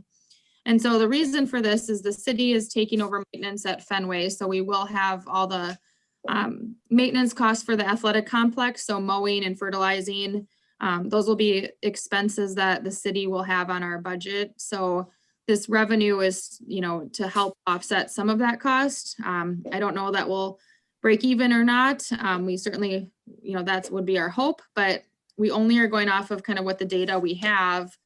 So this year is, it is kind of making some projections, but we do want to be fair and cognizant of, budgets that have been already established. So in setting this recommendation, I did have some data from one of the user groups from 2019. So I took their data of how many hours that they used each field and plugged in the proposed rates and came up with a total of $10,631.25. So that's a big number, but again, in previous years, this group was paying $10,000 to FLA for using Fenway Field. So just with the data I have, it seemed like a comparable and reasonable rate to charge that wouldn't really impact budgets that may have already been set. And I don't have any other data on field utilization, so how many fields and hours for other user groups, but based on this, I would assume that it would be fairly comparable to this information. So that's a little background on how I have come up with these numbers. Tournament fees would be different. I have one little typo. This 2-day would be Saturday, Sunday instead of Friday and Saturday.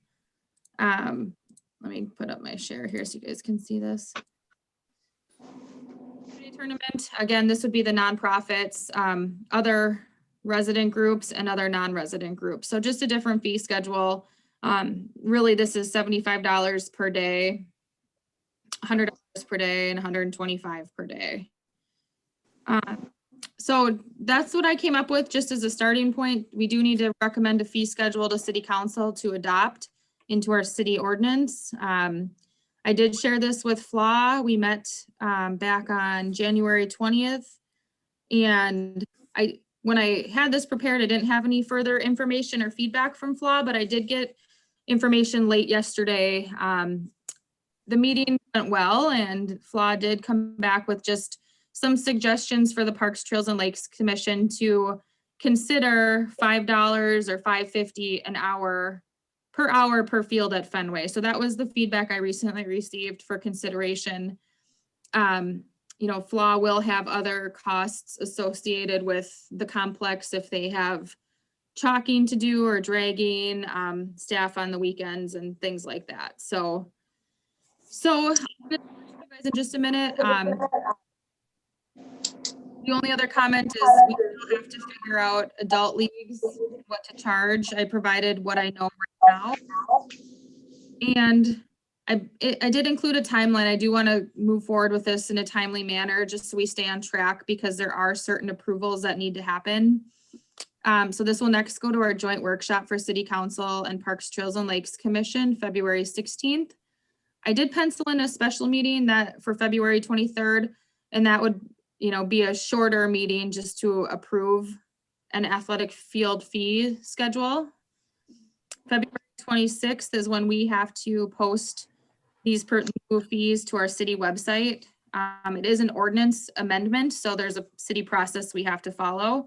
And then this could go to the March 8th City Council meeting for adoption, and then we would be set to go for the season. So tonight is the first look at this, and I guess just kind of a discussion. If there's any questions or additional information that you're interested in, I can get that as a result of this meeting. So I'm prepared for our joint workshop on the 16th. But just want to, we got to start the conversation and figure out what our fees are going to be. So I brought forward some ideas as a starting point. So with that, happy to answer any questions, but I am looking for some feedback, discussion. If there's any questions or additional information you'd like to obtain from me. So Jamie, do you have anything for like football and lacrosse or soccer, the other uses of fields? I don't have any data provided from them.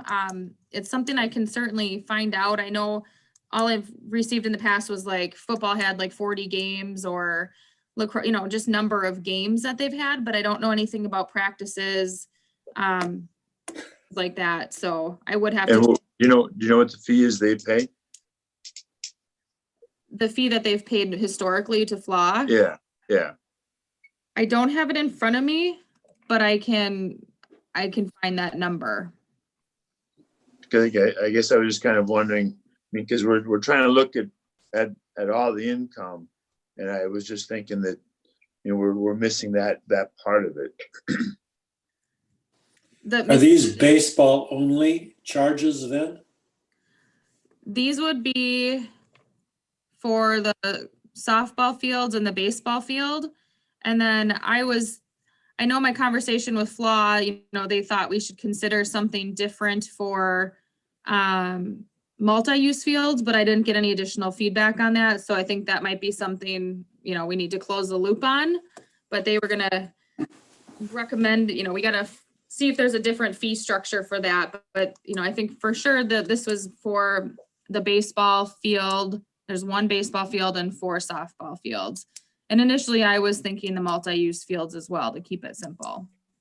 But on your chart here, you got Fenway 1, 2, and 5. What about 3 and 4? So this is just an example of one of the user groups. This is what their field utilization was in 2019. They didn't use fields 3 and 4, so softball would be using those ones. Okay. This is just was an example of one of the user groups from FLA in 2019 of how they use the fields. So I calculated out what that would look like for them. So the rate is the same regardless of the field. Correct. That was what my recommendation was as a starting point for conversation. But again, if that's something we need to flush through and make sure that makes sense for football and lacrosse, we certainly can do that. And do you have the income from softball then too? I don't have that provided. I feel So like we need to be a little careful with income because in the past, as part of the agreement, we were supposed to be able to see the financials for all of this. And part of getting out of that agreement world, part of the benefit of that was that we weren't looking at the financials and basing our structure on one organization. If we're going to go back to looking at financials, I really want to look at the financials then. Like I want to dig in depth into those and understand all the unanswered questions I had when they were supposed to provide them. And so I just feel like we need to be a little careful there. So I think, I can look back to different profit loss reports from the years and base off of there. But I think what we're really, we need to come up with a model that's going to work citywide. So it's going to work for our athletic association, which is FLA, our primary user group. We want to continue to have them have the priority to schedule and use our fields and charge a fee for that to help now cover our maintenance costs. And so the maintenance fees for these fields is covered in this rental fee or this user fee. So the $7.50 per hour plus the the $7.50 per hour per field. That's all is paid. There's not a maintenance fee on top of that. Correct. It's just there's no additional maintenance fee. This is just a field rental. So it's similar to our picnic shelters at Lakeside Memorial Park or any of our pavilions we rent out. It's a nominal fee because we have maintenance at the park. We have staff at the park for park rangers. It's a nominal fee to help cover, and I don't even know that we'll break even, but it's to help with some of the costs that we incur for maintaining the complex.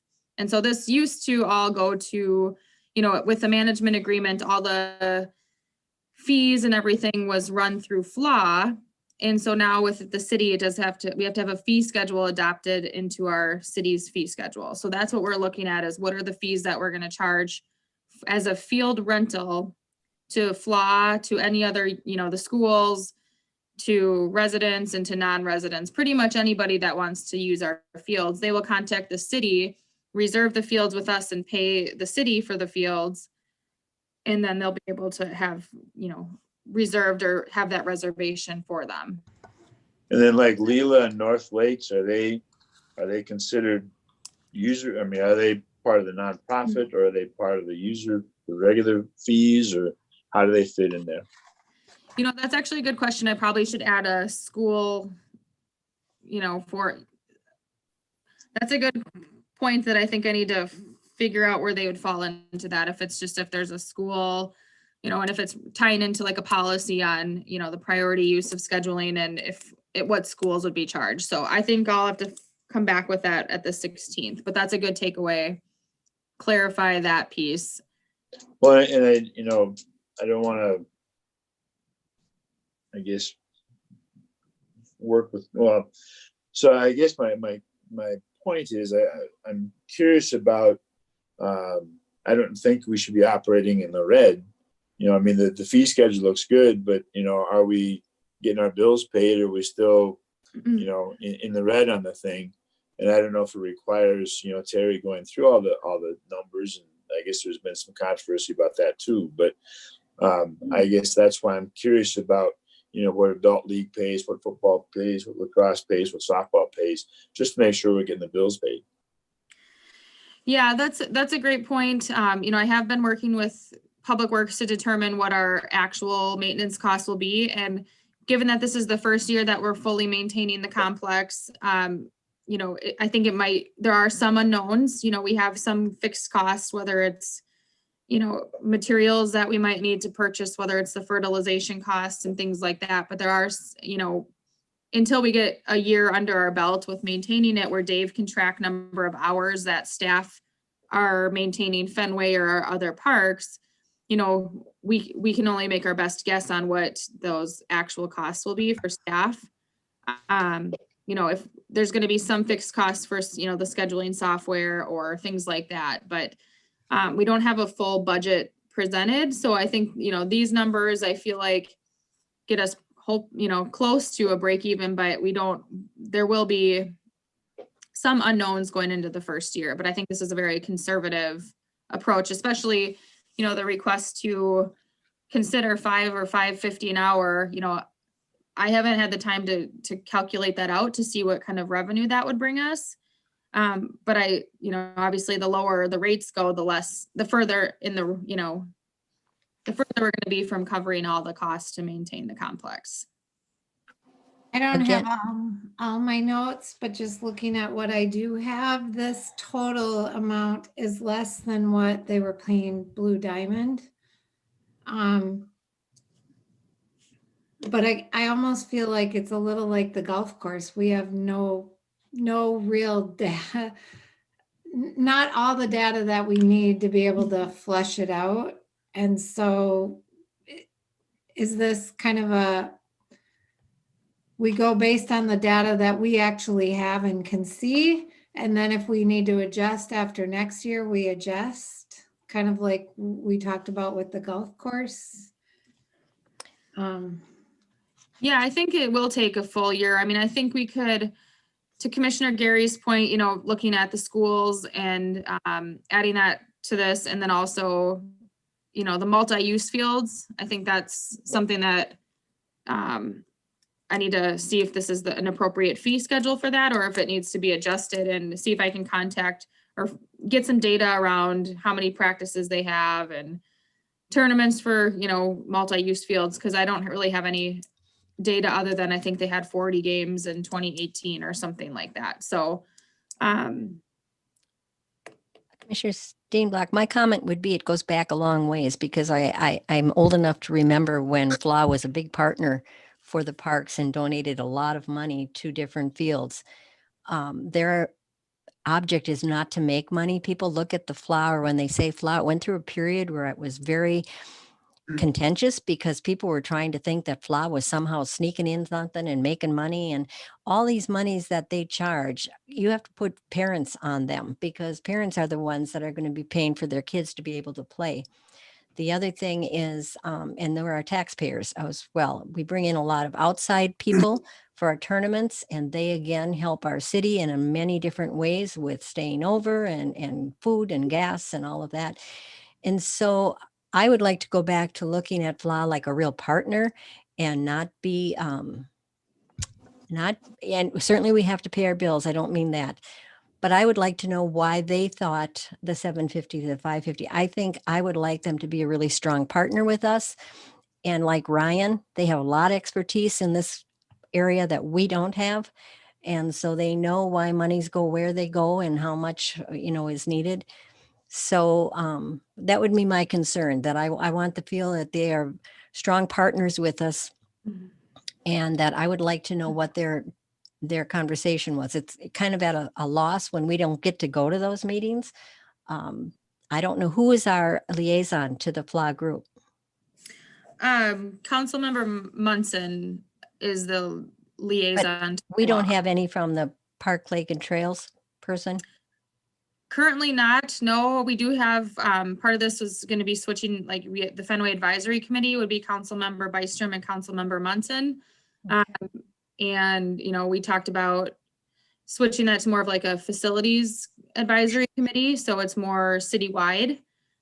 We have more than just, Fenway Fields that have facilities that we use. Cooling Camp has been heavily utilized as well. So we do need to re-engage that group. And FLA does know, just as a aside, I did let them know that when I met with President Al Hauge, that he was seeing this for the first time, and that, he knows this process. He knows that there's the joint workshop and that this is collaboration to get to where we both need to, feel comfortable and need to be. So, I did include him in that in this process.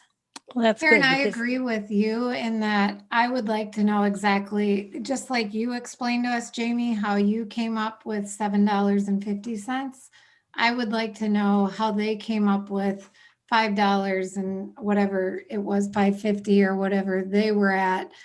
And then, if this is only $600 more than these groups were paying in the past, that if these groups paid this money to FLA, and it's relatively the same amount of money, what's the logic behind the reduction? Right. And I think by making them a real strong partner, that we're on their side, they're on our side, we have a much better opportunity of working well with them than for a while there. It was really very contentious. And that doesn't help anybody. If we look at it as what we're getting and what they're getting, what we're losing, what they're losing, I think we have to have a strong partnership with them. They provide the city and tons of kids. I don't know how many, their numbers used to come up, how many kids this represents. And so I like to look at it from that standpoint, what our city is doing for the number of kids that play out there, and the amazing park that we have that can bring in many, many tournaments on a different year, maybe. But I just in my heart, I just want to make sure that we're on a real partnership basis with that particular big group, knowing there are other groups we have to deal with as well. I do think we need to stick to the timeline. We need something, Al or whoever needs to understand that we need something by that meeting on the 16th. Otherwise, we're going to be right where we've been in previous years, where we've screwed around and screwed around and screwed around with that agreement. And then the agreement, we get complaints because the fields aren't ready or nobody knows what they're doing. I think that we cannot rent these fields until we have this worked out. And so in order to get on by the March 8th deadline, which is already encroaching, I would think, into their timeframes for renting out fields, there is no renting fields until we get a fee structure. So I think it's really important for them to know the deadlines. I agree, but is there a law written already that there is no field rental until this gets done? No, there isn't a law written, but we've had how many issues with not knowing who's going to do what because we couldn't come to agreements, and then that caused other issues. So I think it's really important to have, I don't want to be chasing our tail all year like we did with the agreements. I think it's really important to stick. There's no reason why we can't stick to a time frame. I think that's reasonable. I think it's important because it is a city ordinance, and in our fee schedule right now, if I pulled it up, I don't think there's any fees listed for Fenway Field, so I don't know of the legalities if we could rent them or charge the fees until it's formally adopted through the process outlined. So But Jamie, aren't you able to just get a hold of FLA and ask, okay, how much did you pay for field rental for football? How much did you pay for field rental for lacrosse? How much field rental did you pay for adult leagues and softball, and come up with a number? I mean, the president of these associations should have that number, the treasurer or somebody. yeah, I can do some more requesting of information to help fill the gaps in what's needed.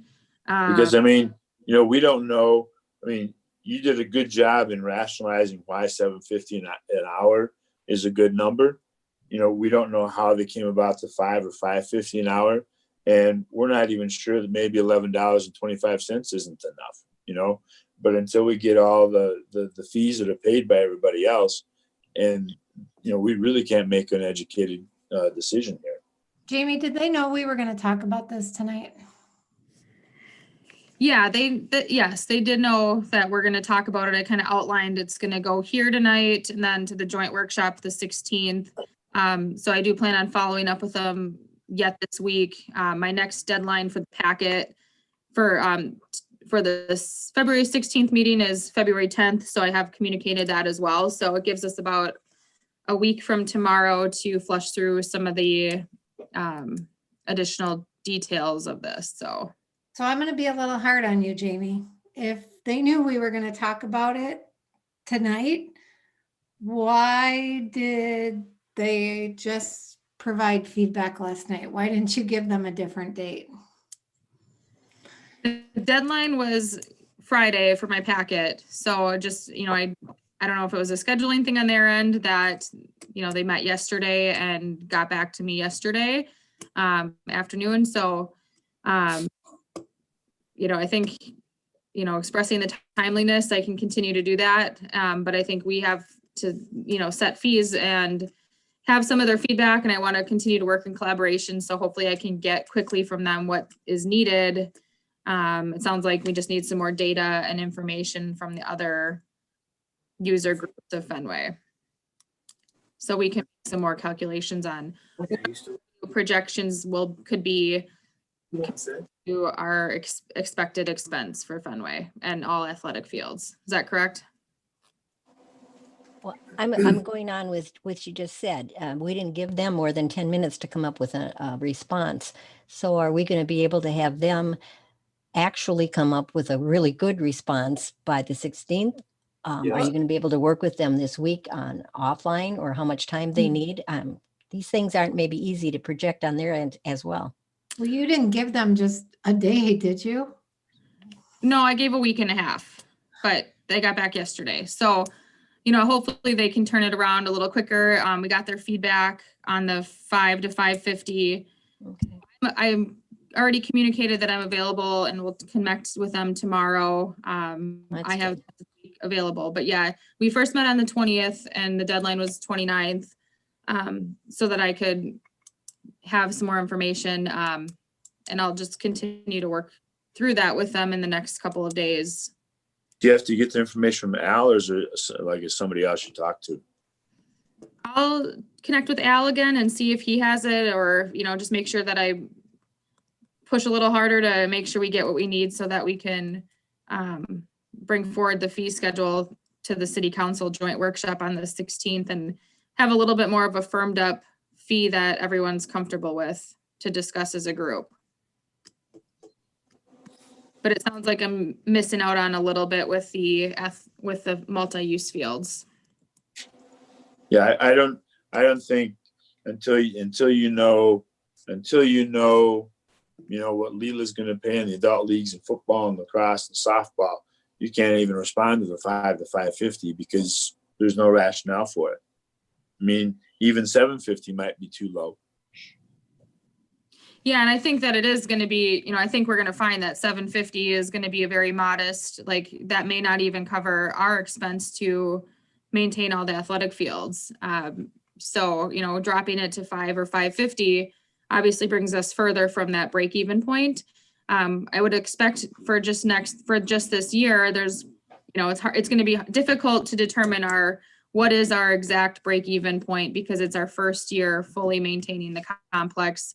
And there are some unknowns in how many hours we'll need for staff, what some of those costs will look like. So, Well, Al should have all that though. I mean, he did that for so many years. He Right. should have all that stuff. And that's part of what we should have been provided when there was an agreement. And we didn't get it. So I would just ask that we make it timely and that you reach out to Leela then as well to see what Leela is currently paying since they're not part of FLA right now. So they would be a new. And I think, again, going back to Al, he would have all that information, and this is kind of new stuff too. So it isn't like it would have been in an old agreement. Leela's got their own field. I don't know how much they use. There's just a lot of unknowns here. And I guess my biggest point is knowing what a gem we have there and what a relationship we could have with them and should have with them. And I'm really anxious to hear what the 550 and the 750 and agree that we're going to take a year before we know anything.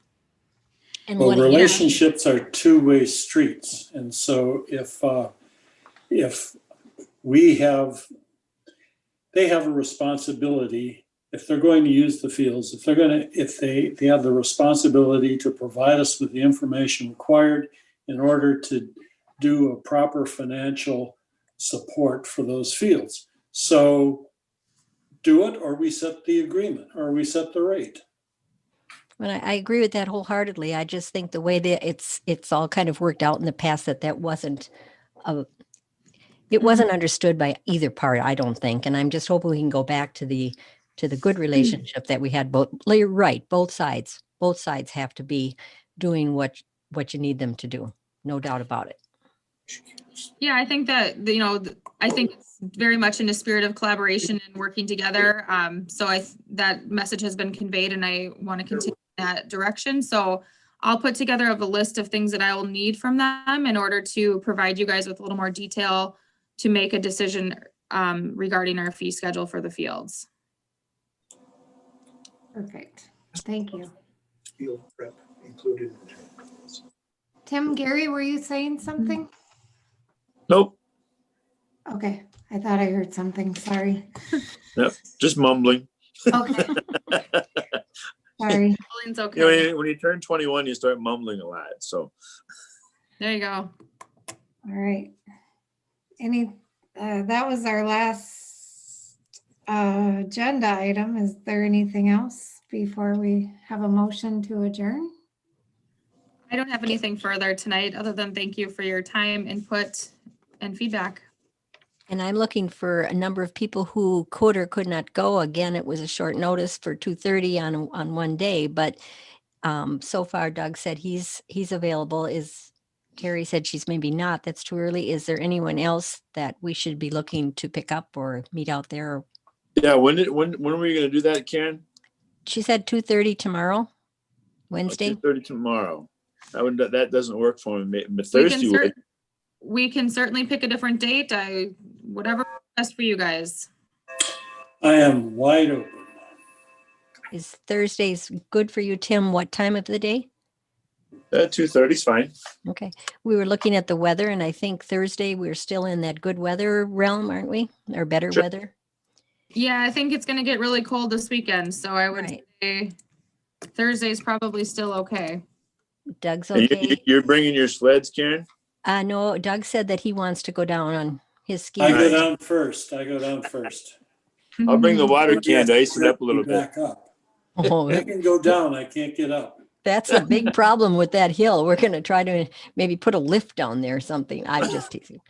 So Thursday's the last warmer day, 33 degrees and a little bit of potential for snow, but that still looks pretty good. But into the weekend, it is going to be pretty frigid. So Okay. Is that okay for you, Jamie, or weren't you planning on coming? I was planning on coming and I think I can make it Thursday. So I will let you know, but I should be able to. Okay. And where are we meeting? I you said I already- could drive if you want to meet at the city center. Oh, okay, sure. I'll follow you. I'll meet you at the city center at 2:30 on Thursday. Okay, great. All right, I'll send out one email reminder for those who might not be here tonight, just to let them know the time change as well, so. All Cool. right, thank you, everybody. We do Yeah. have a motion to adjourn, though. So I move. move. Adjourn. I We have a second. motion and a second. All right, you can signal by saying aye or raising your hand. Aye. Aye. All right, thank you, everybody. Thank you. Have a good Bye. evening. Good night.